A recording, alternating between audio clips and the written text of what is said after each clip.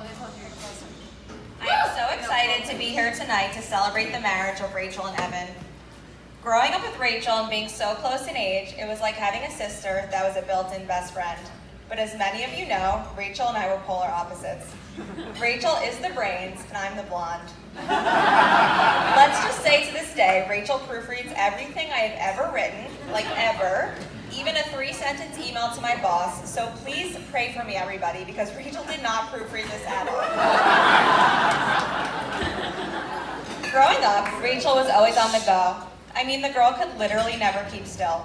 When we graduated college and moved into our respective New York City apartments, I would ask Rachel, "Hey Rach, what are your weekend plans?" And she would respond to me, "Oh, you know, nothing really." And I would ask, "Like what, Rach?" And her response would be, "Well, Saturday I'm waking up, doing a workout class, meeting up with friends for a brunch, going shopping with my friends, going to dinner, then going to a concert. Then Sunday I'm waking up, running 10 miles, meeting up with my grad school friends for lunch, then a potluck book club dinner with college friends, and meeting up with other friends that takes me to late for dessert." I would ask myself, exactly what part of that entire weekend scenario included anything about having no plans? Did I miss something? Point of the story, if you know Rachel, you know that she is the Energizer Bunny, is always on the go, and can pretty much never sit still. She is surrounded by so many people in her life that love and adore her, want to hang out with her. Her personality is infectious, and I'm so lucky that I got to grow up with her. So, when it came time to try and settle down and find a guy, I knew that it was going to be tough. Not because Rachel had any issues whatsoever finding a guy, he was just going to have to measure up with my sister. Not only was he going to have to measure up with Rachel, he was going to just have to find a few hours of the girl's time to go on a date.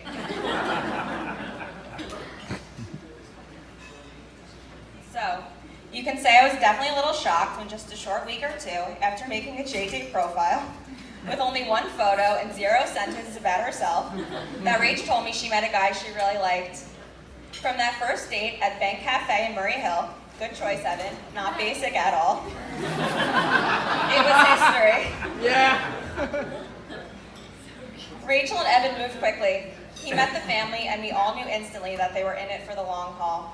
Evan, not only did you measure up with Rachel or keep up with her crazy lifestyle, you've pushed her to go out of her comfort zone and helped shape her into the beautiful woman that she is today. Just as an example, because of you, Evan, Rachel has run 2 New York City marathons, and because of you, this year will be her 3rd, and that is a pretty big deal.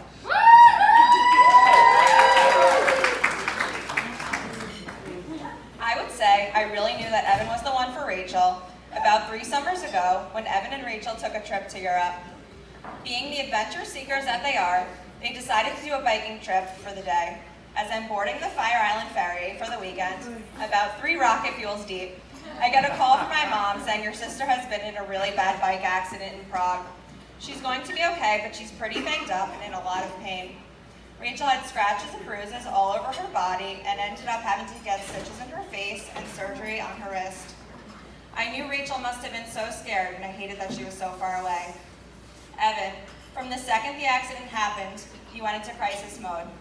You didn't leave Rachel's side for 1 second, and you were so attentive and comforting during one of the scariest moments of her life. You were Rachel's rock when she needed you the most, and you were there without fail, constantly calling and texting us with status updates of how she was doing, and for that we were all so appreciative. I'm so happy that you were both able to find each other. Thank you to JDate. And I just have to say that you are truly meant to be together. Both of you have a passion for adventure, travel, family, and your careers that will take you both very far in life. I know that you will both grow old together and be each other's #1 fan. I also can't wait to be your neighbor in Westchester or Connecticut and have our kids not only be related, but best friends just like us. And Rach, just remember, I'm always here for hire as the future office secretary at the Dr. Reed private practice. Seriously, please hire me because the corporate life is not for me. Please. No, thank you. Anyways, to wrap up this speech so we can get back to partying already, I just have a word or two of advice for the married couple. Always put each other first. Make time for each other and cherish every moment together. They say you don't marry the person that you can live with, you marry the person that you can't live without, and that's Rachel and Evan. Seriously, you guys are a perfect couple, and I feel so lucky to have witnessed your love story from the very beginning. My second piece of advice is to you, Evan. Hide the credit cards. Seriously, wherever you can think of, just hide them, because the damage that this girl can do is seriously scary. Please raise your glasses, everyone. To the happily married couple, love, laughter, and happily ever after. I love you both so much. Ladies and gentlemen, nice hand for your bride's sister, and also matron of honor, Stephanie.